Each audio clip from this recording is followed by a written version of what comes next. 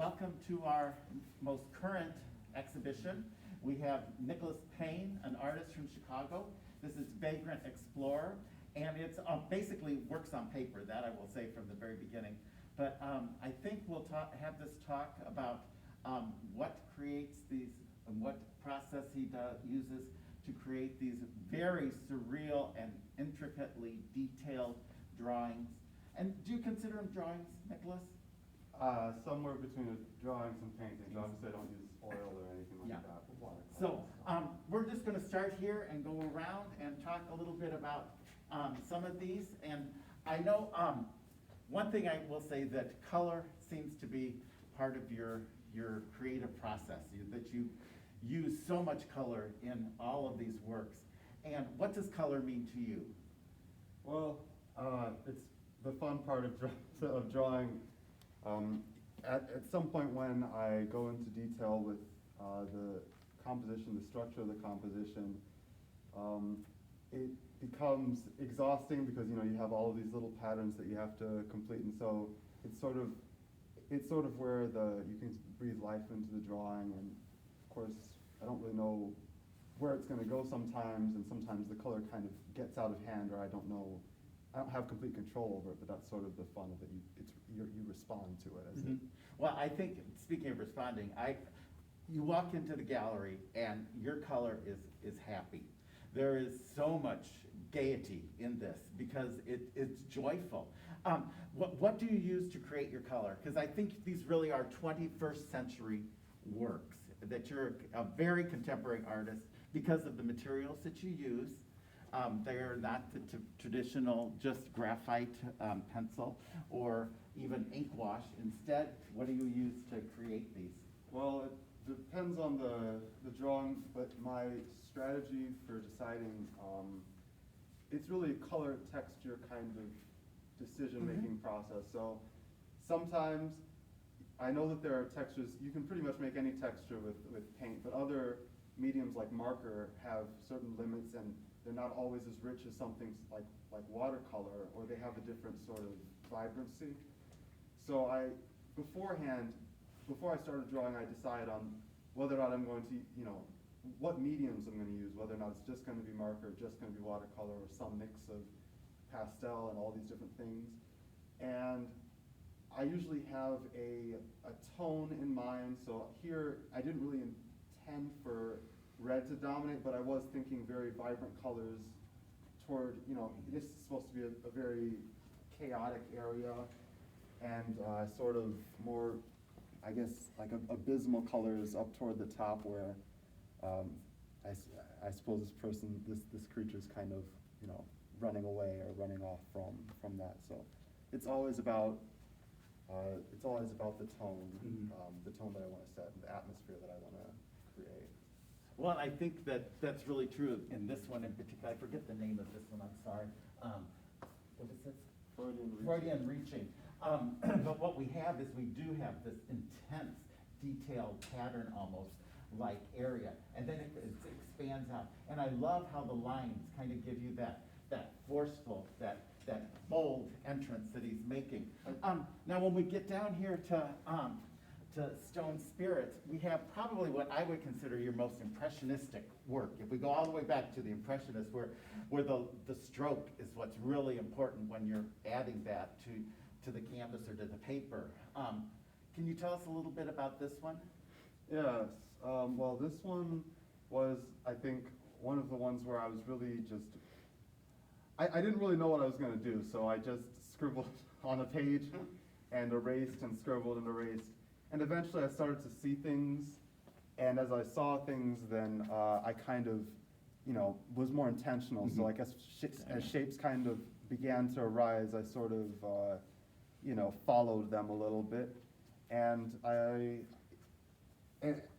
and basically I distinguished, different sections very, very broadly, and I decided on how the color would accentuate the sorts of movements that were happening in the composition. Well, there's great depth just by you using like this very intense, the purples and blues and greens here, and then it's lightened up here.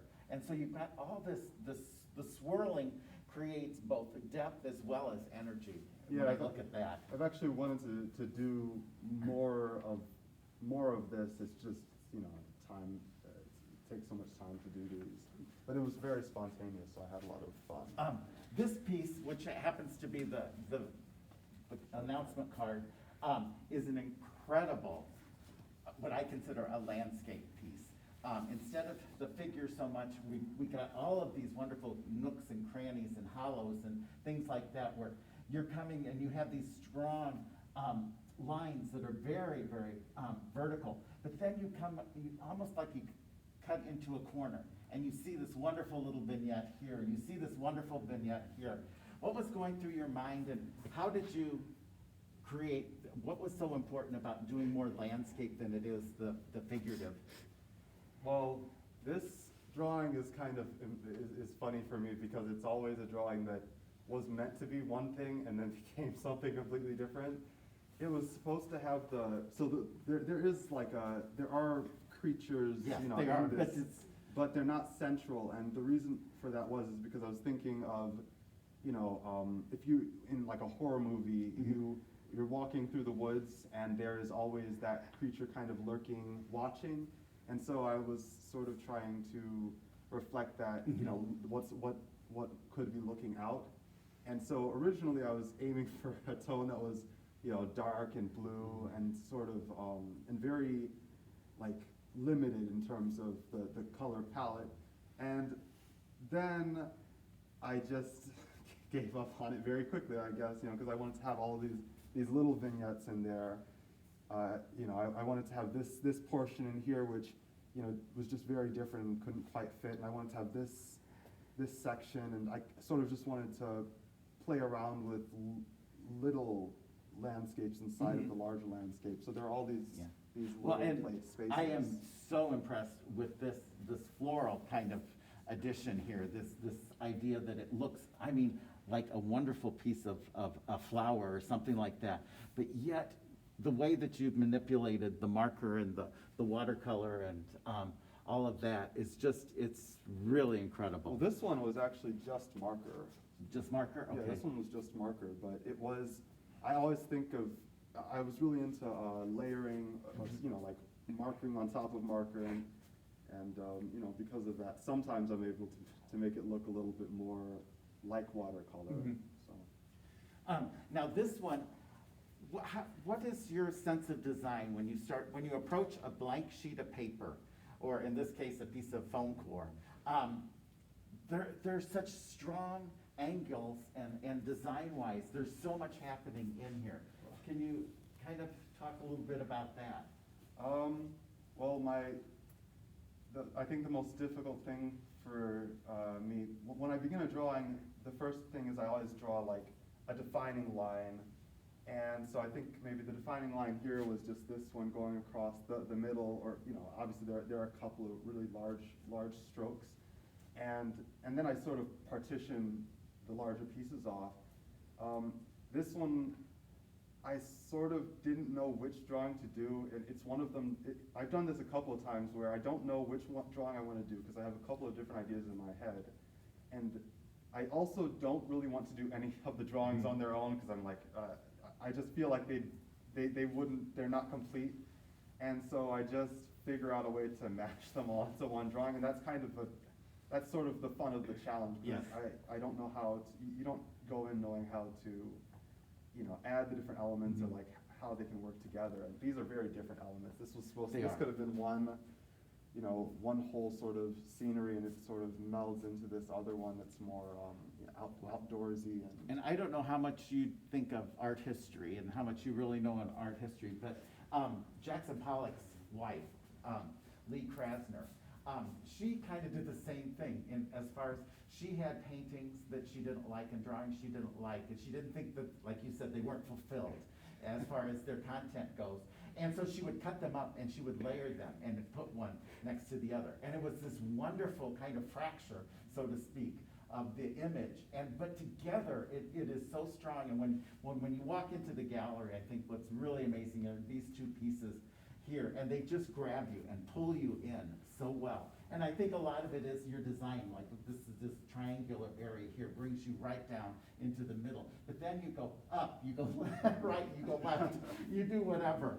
And so I think that's really remarkable. Now, this is a small series that you did of some very large drawings. No, these are really incredible because they are so loaded with color.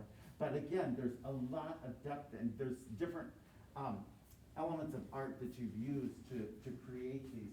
Can you kind of just quickly discuss, I mean, we know the art is really submission of will. Whatever the artist wants, whatever goes from here to there. But what was your consciousness when you were doing these? Well, for this one, it was basically, you know, I have a friend who does comics, and I was like, and I thought, I don't really do a lot of, I was interested in the comic spread sort of format, and so, you know, because all of the action is sort of flows into, you know, it has a flow to it, and so I was interested in seeing if I could capture not just one moment, but like several moments in sequence, and you know, to what degree I could do that successfully, and maybe even there be some kind of narrative that you could follow, even if it's just like one sort of moment in time. But I do, and I love the figures in the foreground and background, and just these simple three little areas of just this intense darkness pops this figure here and this figure here, just out towards us so much.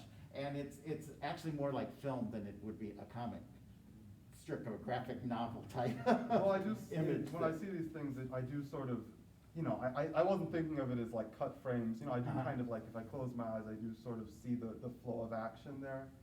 And I like to use that very dark ink when I use marker because it sort of makes it look like the marker is like cut out, and you know, so it does make the marker pop in that way. And I think I learned that in like another drawing that I did a couple years ago. And this one, I love the creature and the orange and blue, the contrast with these colors. And actually from far away, I'll be honest, I look at these almost like fish swimming because of the commonality of a blue and an orange like that. But here we have wonderful contrasting, and again, this is just like Michelangelo's Adam and God. The hands are reaching out to just barely touch each other. And again, you have these large, colorful areas, these flat almost shapes that you've colored in, but then up here, it gets intensely detailed, and that there's so much going on up there that the narrative just becomes stronger and stronger, I guess, as you go from the bottom to the top. Yeah, there's, well, this one, I remember looking at a specific artist that had done this large sort of war drawing that was incredibly detailed. And so I was pretty much just trying to do my own version of that. I don't think that it had any sort of these strange creatures in them, but, you know, I took a bit of liberty. And, I mean, it was just fun because I could, it took me like a summer to do this, and I just had a lot of fun filling the page with, or the page with characters and figures, and there are a lot of, you know, again, sort of little vignettes where things are happening, you know, obviously there's this dynamic happening, and then here in this corner right here, there's, you know, this person or this figure running toward here, and then like and then this guy is obviously pursuing this creature. Well, and I love this gentleman here, right here. This and the color, it's so much lighter, but it shows your ability. Your draftsmanship is incredible, and the lines are loose, and especially like right here, there's this wonderful gestural, and it works so well when you combine all these different touches, should I say, from your own hand. Yeah. In the foreground, it was much more like me trying to pose or, you know, get these figures right. In the background, I just had a lot more fun just sketching things out and, you know, being very whimsical. And this just seems to me like a roller coaster of wonderful images all put together. Sort of like a Harry Potter kind of idea of where you're going. When every turn you take, you see a different area, a different environment almost. You have this wonderful figure sitting here, but then above it, here we have this almost like a trapeze or something that's supporting him, and then you've got another interesting character up there that's relaxing, it appears. I was trying to do like a very, very slummy urban environment with all of these different corners and you know, hidden spaces. And the idea was that there was just a lot of, obviously, in all of these, there's a lot to sort of find, but I was very interested in maybe having kind of the feeling of there being like a lot of mystery and a lot of shady activity going on, and maybe drawing, and maybe shocking the reader with, or sorry, not Yep, the reader. just the viewer. The viewer with, But you it's know, a reader. with, like finding You're some of the reading things that, painting. finding some of the things that are happening. The main action that happens in the drawing, from my intention at least, was that you know, you have like a silent night, and you know, maybe there's some unrest in the city, and you know, and this creature in the foreground hears something, and so it was supposed to be very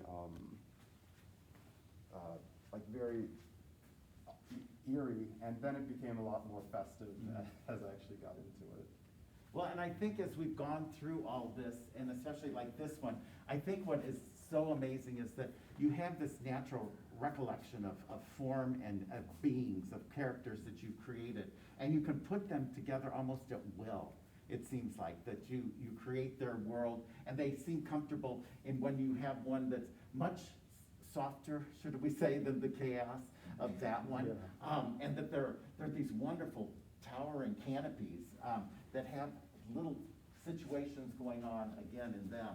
Now this one is much more broad. The color sense is much, and the application is much broader than the intensity of the other one that we just looked at. This one was like a breath of fresh air, because I didn't have to do, I mean, I like to draw, but I felt like, you know, I just needed to not do so much of it for one drawing, and so I got to use a lot of broad brush strokes, and you know, I was able to just have very simple but vibrant colors, and it's even, it has the feeling of, it's very, I feel like it's rather intimate. It's kind of, even though this isn't the scene, even though this isn't the exact scene that I'm painting, I feel like it has the feeling of being like on a porch, and then, you know, having a lantern lit nearby and looking out at the night sky. I mean, the night sky is there, but, and that's the kind of feeling that I was sort of looking for, like an intimate, small. And I think what's also your natural ability to create patterns and texture is just incredible. We have these wonderful just lines like that, but it's almost, you feel that there's some kind of soft but yet bulging kind of texture there. And here we have almost like a rope light, so it's tighter and twisted there. Yeah, I love this guy. That's just the black I made cat, those so to things- speak, that's just crawling through. I felt like, because this drawing was really only going to have this figure in it originally, I felt like it would be uncharacteristic of me not to throw in more, and so I had a lot of fun just, you know, Just dropping randomly. random creatures in there. And Now this is blue marker drawing here. This is a very unique piece as far as, and I don't know, Shannon, if you can get really close to it, because this is a study in blue, obviously. Yeah. That drawing is probably the only successful drawing I've done on watercolor. It's one of the few that I've even tried to, sorry, on colored paper, I mean. And I was, you know, I thought that blue, it was nice because I could just have it blue and that would be the mood, Yes. and then everything else I could just focus on the, you know, on the structure of the drawing.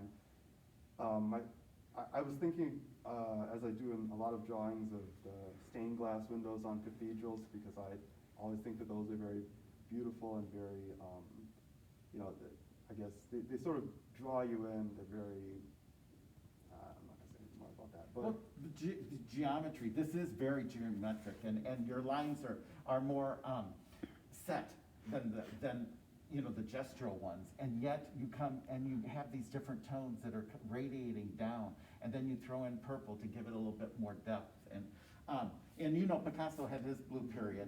A lot of people, it's been dispelled that it was not because he was depressed, or that was the only paint he could afford at the time, but it was that he had this thing that blue was an atmospheric kind of thing that he could apply to anything, and it creates it does create this environment. And this is very architectural, I mean, these dome-like shapes that are up there.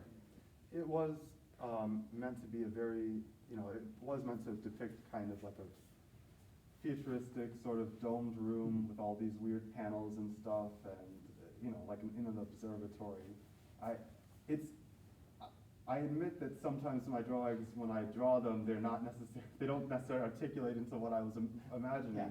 But I was very much thinking of like somebody sort of in their study in like an observatory of some sort, and it being kind of nighttime. Yeah. So those moods were all sort of infused. And very successfully infused into it.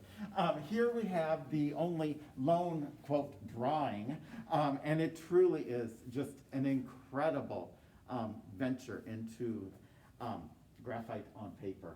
I gotta step back so I can get the For the most part, when we size of think of this. drawings, we think of a much more intimate thing, and we have a sketchbook at the end that will show, but you've literally blown up drawing. You've made it, you've exaggerated, you've created a thing. I have a confession, because when we were installing it, when Jeff and I were installing this piece, we knew that this was the centerpiece, and I assumed, because these rounded areas here, that this one must be part of that. And so we hung it originally with these voids kind of going across the bottom. And the artist was so kind as to tell me I had it upside down. Where do you start, and how do you, I mean, we know that any drawing, whatever environment, is kind of ambiguous. But in this case, I don't know what is top or bottom. But is that determined or is that undetermined when you start working? And I wish you would explain how long this has taken you and how you did do it. Oh, well, this has been kind of a fun nightmare in a way. Again, I had like a very obscure concept for what this would be. I was thinking of like a sci-fi city inside of a train station that also has like a ceiling to it that has a city of its, so it was, And there is this incredible detailed train, which, if I had known, we matched that up, and it does show that. So this is Union Station, what? yeah, and actually it looked, these same pages were used in the first draft of this, because what happened was, I started this in 2017, so 3 years ago, and the first draft I tried to get away with doing what I do in a lot of drawings, and just messing with perspective a ton and trying to make all of this sort of fit without it seeming insane. And I realized that, obviously it's sort of insane what I'm trying to do anyway, but but I wanted to go the other way, all the way. Once I had drawn all of this stuff up, I had a lot of detail. I'd been working on it for 3 months, and then I stood back from it one day and I was like, oh, this is crap. I can't do this. And so I reverted, and I drew a line through the center. You can kind of, follow it from here and across and to the other way. And so I just drew all of these, these lines outward, and I drew a couple of, macro structures that I could just, I felt like I was really building a city, and it is quite the city. I was very much sort of, sectoring out different buildings and, making pathways, and it felt very architectural at first. Yeah, Now- and there's so much detail in just a 2-inch square. It's just incredible. You could look at it for days. Now, are any of these other works as detailed? Do you start out drawing this detailed, or is this in itself an entity that will not be filled in ever? Or Well, what I plan to make to somehow get this copied somewhere so that I can have a color and non-color version, because it's sort of ambiguous whether or not this thing is finished in my eyes, because you can always add more to something like this, which is part of the joy, which is, it's on the one hand, it's nightmarish, because if you can imagine when I was trying to detail this, it felt like forever. But now that it's sort of, that I feel like I could be finished anytime I want, I can put whatever I want, I can even throw my face in there somewhere if I wanted to. With regards to the other drawings, I would say that they are they flirt with being this detailed, but they don't quite make it. And I think that this one I felt like I could just sort of. And you know, which go panel did you crazy. start with? Did you start No, I with the hung- traditional left to right, or did you just start like with the central panel and decide that it needed additional works, or did it, from the very get-go, was it going to be a three-panel, a triptych? From the beginning, it was a triptych. You know, the lines that define the drawing Mhm. went all the way through, and I will say that the center panel is where I started to have where the detail developed most, because it was really, even though I intended it to have some detail, it really wasn't going to become all of this. But then, you know, like, it just happens. Well, this is a tour de force in drawing for sure, and it's remarkable, and I hope that we get to see that forever, to be honest. Okay, over here we have three of your smaller works when it comes to it. I was telling you, I kind of teased you that this seems to me more like your Basquiat referred thing, Yeah. who is a graffiti artist and has so much energy and such a rough and tough application when it comes to the crayons and the other things that you've used with this. Can you explain this? And it's very figurative. It's very figurative. Well, I have a book at home that has a bunch of figures made of fruit and stuff. Mhm. And in the story that I'm writing, there's like a divine figure that you know, that I imagine like the heaven for a lot of creatures is, you know, like becoming Mhm. integrated. And so I just, you know, took a seat on a stool and then, you know, outlined myself, and I imagined as many things. You know, there's like a crack in his arm, and then there's like a toucan somewhere in this. And so I spent a couple of weeks probably just drawing this in with graphite, or no, with a pen. And I was really conflicted about whether or not to add any color at all. And I figured that because it's, you know, I figured it should have some glow to it, and so I used some very, very bright colors, and I just had a lot of fun with it. So it wasn't as, you know, I wasn't looking so much to tone here. I was just. It wasn't a dark figure in No. that way, shape or form. And then this one is very, again, referencing landscapes. It's almost like a Grant Wood landscape. We have these kind of bulbous tree-like forest here, and then we have another kind of pattern, heavy pattern one. Then we have these wonderful rolling wave-like things here. And then all of a sudden we have this wonderful plaid pattern, which I don't remember seeing anywhere. Well, there are two things that we've actually mentioned that kind of played into this. I, for one thing, really liked cathedral stained glass Yes. windows, and so this was very much me kind of trying to make like a landscape that emulates some of that. And the second thing, I don't quite remember, but it was supposed, but I really liked I guess, redrawing, or like just trying a new approach to drawing a night sky, since a lot of my drawings have night skies in them.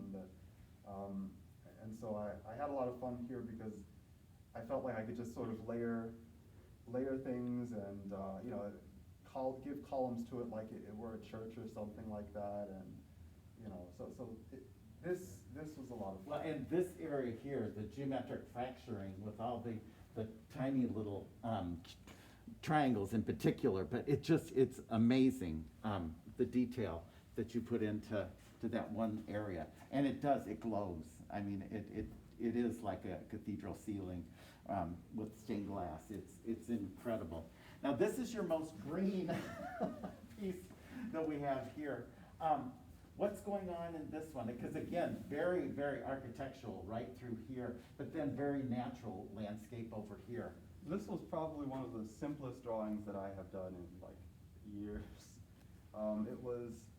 It again had that intention of, you know, someone looking on from a hidden place, and it's you know, as you may see, like an abandoned cottage in the woods. Was sort of my original intention, but it also I was thinking of like a sort of spiritual forest, a Mhm. spiritual place. So there's water flows below, water flows, or like some sort of more green water flows above, and there are impressions of little rafts, and and so those were kind of the ideas that went behind it, and I hadn't also really done well, I was trying to do more watercolor drawings because I just loved how rich the colors were, and so and I felt like I could use more flowers and bright Yeah. greenery, and It's wonderful. Now, a lot of people probably do wonder, how long does it take, and do you work on more than one work at a time, one sketch, one drawing, one painting? in my best years I've worked on more than one, but recently I've been doing more one at a time. I don't know what'll happen in the future. It depends how long a single drawing takes. With watercolor, I tend to work much more quickly, so I was really happy with the other watercolor drawing. Even though it was large, I got it done in maybe like a month and a half or 2 months. This I got done in about the same amount of time, even though it's smaller. It has a little bit more detail. And do you think and rethink in your mind, as you're working on it, do you? Well, I definitely rethink little things, but most of my trouble with drawing is that it's like my drawings they're conceptually very difficult for me to pin down. So like I have to see everything before I lay it down. So if I'm not satisfied with the concept, if I don't think the concept has enough, Yeah. then I won't Then you execute. don't put pen to paper, Yeah, so to you speak. it gets in your head. And then this is one of the more unusual ones. This is Nero's throne, and I assume this is Nero right here. Yeah. And it is marker and graphite, and your quote is, "A kangaroo-like creature extends a paw from its throne." Yeah. Do you want to elaborate on that? And again, two pieces of paper that we mended together. Yeah. I was thinking of the Greek figure Nero, and I actually didn't know much of, and still don't know much about him, except he gets like a really bad rap for like, burning and Yes. destroying things. And I was thinking of like I had come up with like a fictional analog for that historical figure where rather than his fate was actually just to be sort of to become reclusive and to kind of be lost in his riches or his like throne room or what have you. And so my thinking was that this figure is like it's a very isolated sort of concealed concealed figure, and maybe I hesitate to say it's a cloak at this point because it was meant to be like I was trying to articulate like a blanket, but it really looks, I don't even know what it looks like at this point. But I guess stylistically I was really trying to think of like a very like this, what's the Lincoln Memorial and other kinds of Greek monoliths, even though obviously we have a lot of color, and now a lot of those statues have lost their color and they're completely white. So it's just my spin on that. And then here we have, you were gracious enough to bring one of your sketchbooks. And we have it to this one because this appears to Jeff and I in particular, that the sketchbook is not just sketching, but there are also final and completed images in it, like this double page here, that is just, I don't know if you can, Shannon, if you can see the detail, is just remarkable, where you've gone over it and you have these scrolling marks and some of the depth that we have right there in that shape. But do you sketch every day? Do you make a mark every day? And Not nearly. I really, because my like approach to drawing is very much like idea based. I can sometimes I can just sort of haphazardly start something, or like if I'm observing something, if it's like from life I can do it. But if I'm doing but most of the time, I lose interest in my sketches because I don't have like a larger picture of what it's supposed to be. So like it's just a thing that I have. Do you reference back to your sketchbooks though? and Oh, use them? yeah. Sometimes I mean, we can show some of these other pages. I can do that temporarily.